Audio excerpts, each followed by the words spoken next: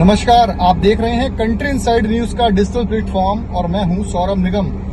22 अप्रैल को पुलवामा में हुए हमले के बाद कश्मीर के पुलवामा में 26 लोगों को आतंकवादियों ने दर्दनाक गोलीबारी में मौत दे दी थी, जिसके बाद पूरा भारत देश ये मांग कर रहा था कि पाकिस्तान को इसका सबक सिखाया जाए। मगर 22 अप्रैल की घटना के बाद तकरीबन 14 दिनों के बाद भारत के प्रधानमंत्री नरेंद्र मोदी और रक्षा मंत्री राजनाथ सिंह के नेतृत्व में भारतीय वायुसेना ने पाकिस्तान के 9 ठिकानों पर जहां आतंकवादी छुपे होते हैं, जो उनके घर होते हैं, जो उनके बंकर होते हैं, उनको नेस्तनाबूद कर दिया है। मेरे साथ मेरी सहयोगी प्रियंका भी हैं, जो बताएंगी कि कल आखिर रात 1 बजे ऐसा क्या हुआ था कि पूरा पाकिस्तान दहल गया था।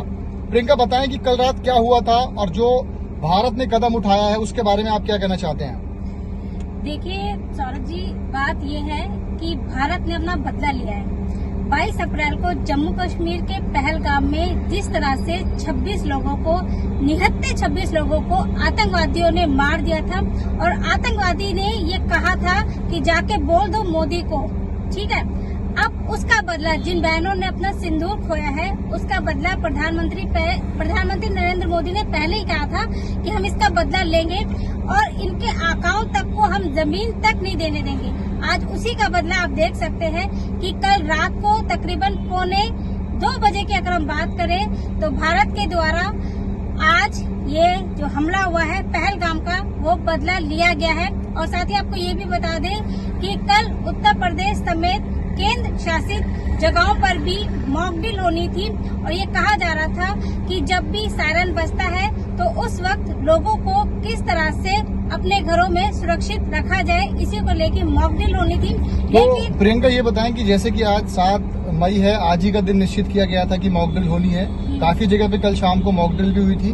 तो क्या नरेंद्र मोदी गुपचुप तरीके से और भारतीय सेना ये प्लान कर रहे थे कि भारत पाकिस्तान पर ही हमला करेंगे और उसके बाद मॉक ड्रिल के लिए, यानी कि भारतवासी को तैयार रहना पड़ेगा, जिससे कि यदि कोई आकस्मिक स्थिति आती है तो ये उसी का अभ्यास था क्या मॉक ड्रिल का नाम जो लिया जा रहा है?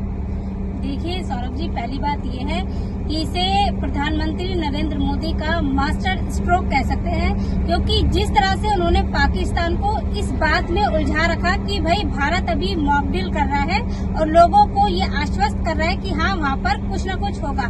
तो ये कहना गलत ना होगा कि भारत ने पाकिस्तान को एक तरह से उलझा दिया था कि भारत अभी देश में मॉक ड्रिल कर रहा है और अचानक से रात में हमला हो गया?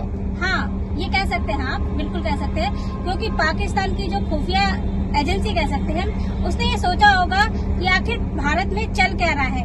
और आप ये सोचिए कि रात में जहां पूरा पाकिस्तान सो रहा था, भारत की 140 करोड़ जनता सो रही थी, उस बीच पाकिस्तान के ऊपर यानी कि 9 जो ठिकाने बताए गए हैं आतंकवादियों के, वहां पर हमला हुआ है। और इसे कह सकते हैं कि पाकिस्तानियों की रीढ़ जो आतंकवादियों को वहां पे पनाह दी गई थी, उसको तोड़ा गया है। और साथ ही साथ भारत ने एक ही जवाब भी दिया है। तो आपको लगता है कि जो हमला हुआ है उसके बाद हर भारतवासी को तो खुशी है, ऑपरेशन सिंदूर के बाद पाकिस्तान इस पर क्या बोलेगा?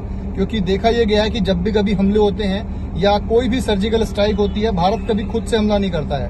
पहले अगर पाकिस्तान ने कोई गलत कदम उठाया है तो जवाबी कार्रवाई के तौर पर ये कल रात 9 ठिकानों पर भारत ने एयर स्ट्राइक किया है। तो पाकिस्तान क्या फिर से कोई रोएगा इंटरनेशनल ट्रेड के सामने, या फिर वो आरोप लगाएगा पाकिस्तान भारत के ऊपर? फिर से क्या कहना चाहेंगे इस पर आप? देखिए सौरभ जी, पाकिस्तान जो है, पाकिस्तान के बारे में अगर हम बात करें तो वह कंगाल देश के नाम पर जाना जाता है।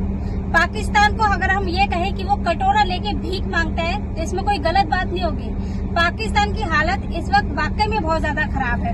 और अब जबकि भारत के बारे में हर देश ये जानता है कि भारत पहले कभी भी हमला नहीं करता है, लेकिन अगर भारत पर हमला होता है तो ये भारत का जवाब है, क्योंकि ये बदला हुआ भारत है, ये नरेंद्र मोदी का भारत है। और मोदी अपने तरीके से अपने जो गुनाहगार हैं उनको जवाब देते हैं और उनको उनका जवाब दे दिया है। तो भारत ने ऑपरेशन सिंदूर के बाद हर देशवासी को और पूरे देश को और विदेशों में बैठे तमाम पाकिस्तानी आकाओं को, आतंकवादी घटना का पक्ष लेने वाले लोगों को दिखा दिया है कि अगर भारत पर नजर उठाओगे तो भारत उसका मुंहतोड़ जवाब देगा। भले ही भारत शांत रहता है, पूरे इंटरनेशनल लेवल पर जो संधि हैं जो कानून है उनको फॉलो करता है। मगर अगर ऐसा कुछ होता है कि अगर आप देश में आकर इंडियंस को विधवा बनाने की कोशिश करोगे, औरतों के हस्बैंड को मारने की कोशिश करोगे और बोलोगे कि जाकर अपने मोदी से कह देना, तो उसका बदला ऑपरेशन सिंदूर से बेहतर कुछ नहीं हो सकता है। अपनी सहयोगी प्रियंका के साथ सौरभ निगम, कंट्री इनसाइड न्यूज के लिए।